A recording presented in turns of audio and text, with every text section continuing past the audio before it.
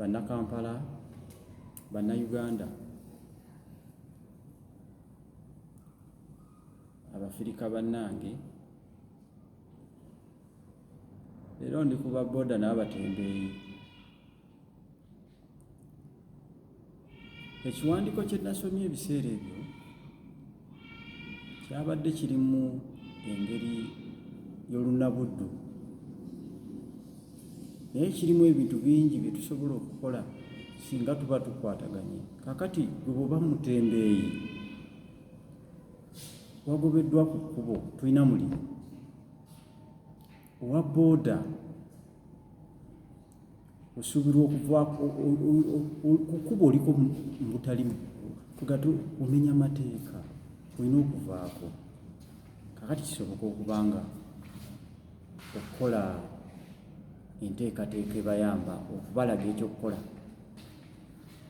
Emirimu mingi egisobola okubalagibwa okukola n'ogitandika ogikola nga tokosezza ssente nnyingi ziri awo, ate n'ofunamu nnyo okusinga okubeera mu mpewo ya booda.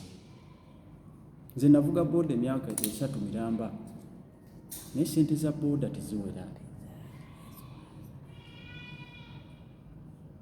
Era ne bw'onaabeerako ku kkubo nkimanyi. Tusale amagezi. Kakati bwe bw'obeera ekyo ng'oyagala amagezi ago.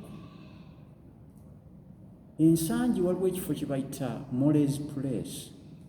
So no bw'otuuka ku poliisi y'ensangi n'obuuza Moles Place ku kigende Katereke, ngenda teekawo emisomo egiwerako okuyambako abo abandyagadde okutandika okukola emirimu emirala nga gyawukana ku butembeeyi oba okutundira ku nguudo saako n'okuvuga booda booda. Jangu nkulage bw'osobola okukozesa booda eyo gy'olina n'ofunamu okusinga okuba ng'ofunamu ng'onoonya musaabaze gw'otaategese nti ajja omuvuge. Enteekateeka weeri. Kye mmanyi mu bbanga ttono ngenda kuba nnangirira olunaku n'essaawa. Mujje mu bungi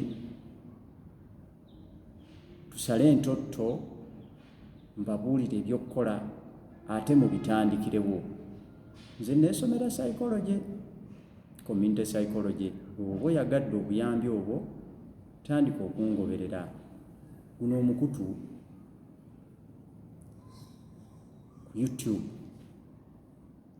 ofuna ka video kano tegeeza oyo bambi atasobodde kundaba, tulabe ekyokukola. Subscribinga, viewinga, naffe tufuneko ku bantu abasobola okubanga batutegeera, tuyambekokko ku community okugibudaabuda. Nsigadde nze Ssekamaanya, psychologist, philologist, era asobola okwogera ennimi ez'enjawulo: Lujamani, Luswahili, Lungereza, Luganda. Waswahili wenzangu, nikiwaambia kwamba tunaweza tukatengeneza ajira na unaweza kajiajiri we mwenyewe, lakini umeshapata akili kutoka kwangu, tunaweza tukaendelea na maisha vizuri. Kuna namna nyingi ambayo tumekuwa tunafanya utafiti, tunaweza tukaonyesha namna mnaweza mkaendeleaje na maisha nyie wafanya boda boda, wafanya sekido, wewe wafanya biashara kwenye barabara. Hamupo kwa sasa, mnahangaika. Ukiwa unahitaji kazi, njoo nikupe akili tuone tunawezaje kuendelea na maisha mjini na kijijini. And I'm actually trying to enlighten you about what I can do as far as vendors and boda cyclists are concerned. There are many solutions we can actually draw around to give them a relief where they can actually go.